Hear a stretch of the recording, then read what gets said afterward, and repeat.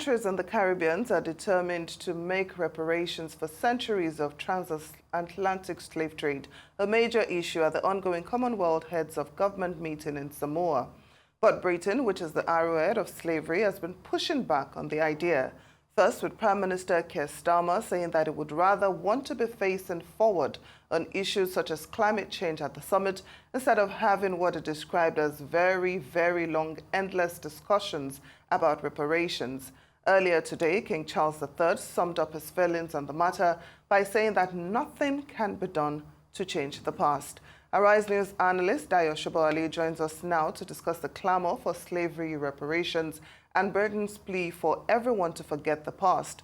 Good afternoon, Mr. Sobowale. Thank you so much for joining us on Newsday. Good afternoon. It's a pleasure being here as usual. Right. So, where do you stand on this argument? Should the UK pay reparations or should we forget the past and move forward? Well, we can do neither. We can not just move forward without, looking back at how we got here anyway. Anyway, what King Charles said, it sounds very wise and sounds regretful too, although not an apology, that you see, we can respect the past, but we can learn from it.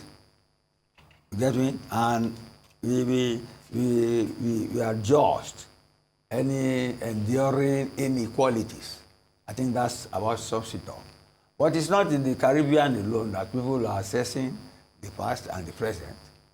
In Russia, even though the West will not want to admit it, Putin, their major adversary, Putin, China, North Korea, and the BRIC countries, or 30 of them, are meeting to show the West that it is not only the West that can run the world, and that Russia is not isolated, even though the West is backing Ukraine against it.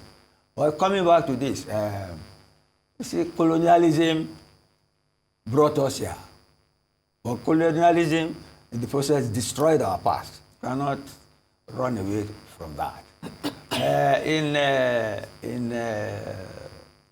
Mexico, during the installation of the new lady president, they did not invite the King of Spain because of this sort of thing. King Charles was in Australia recently, and somebody in the parliament was shouting, "You are not my king." So they know that, you see, the people have grouses against them for colonialism. But, see, let us use ourselves as example. We got independence 64 years ago. Where are we now? Where are we now? So it's not really a fault of colonialism. Although colonialism can say to be the arrowhead, the origin. Yeah. The origin. Because if you come, these were pirates, you get me, who are living on islands and who just took their boats and they sailed. And wherever they go to, because they had superior arms, they established there. And then they will go back to their king, bring back the booty, and they will give them license to go back again. That was the origin of colonialism. So we are speaking English now. I'm Yoruba now. And you are from another part of the country. But you can communicate only in English.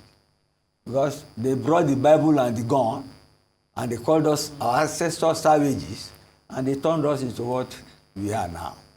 And instead of we cutting away from them and making a new way for ourselves, we are still proud to be part of the Commonwealth. Exactly. Commonwealth of Nations, SOGO. And it's any former colony is ever proud to host it. I was involved, I think, when I was still in the back, 1995 or so, when Obasanjo was head of state. It was like the biggest thing on earth we were hosting, Commonwealth of Government. The same thing with these Caribbean nations.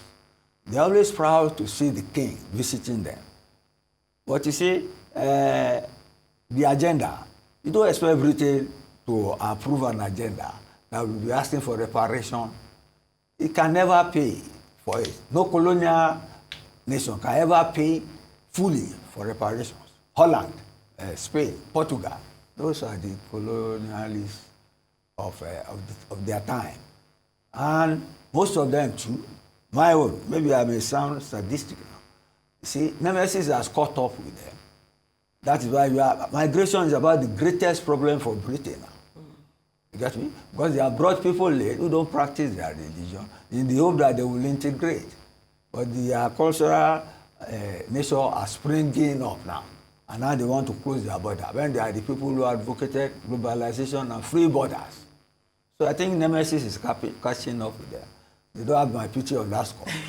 Get me? But in terms of reparations, really, we should not stop asking for it. They should pay something. They should pay something. Or like somebody amongst them, a minister, tried to explain that they may not be able to pay, but they could give us some loan relief, get me, write off some loans, help us with some of our educational projects, like the out-of-school problem we have in the North, which we discussed yesterday. Yes. Our tertiary education development, yes. They have the resources to do it. But you see, don't forget that they are still stifling us economically with the IMF. That's true. That is one. But we too, we are doing as if our future is linked irretrievably with them, which is wrong. The BRIC countries are there. We could link up with them. We could form our own economic summit amongst developing nations Mr. Sobowale, and make it work. I'm really curious to know your response to this this argument. There is an argument that modern British taxpayers shouldn't bear the responsibility for historical wrongs. I'm keen to know what your response is. And that's you advocating modern. I'm not advocating. What's my business with that? I'm not advocating. I'm presenting an angle. Look, I'm telling you, we have a grouse against them. You get me? That they are the people. Those are people who don't know history. You know, most people of your generation don't even don't bother about this. They do not know history. But now history is being thrust on them. That you cannot run away from your past. And that is why this is the only way I can give them soft landing is what King Charles said. He admitted something, that we must learn from the past and try to fix the enduring inequalities from the past. That's an admission of guilt, economic guilt, at least. But then, you see, history is rich for us to learn from. We can never, ever ignore it. But to say people should pay a price for history, that will cause enough confusion and hostilities that we won't be able to see our way forward again. But we must move forward. Let's leave it at that for now. Well, it's been a very interesting discussion, but unfortunately we are out of time. Arise News analyst Dayo Sobowale, thank you so much for joining us on Newsday.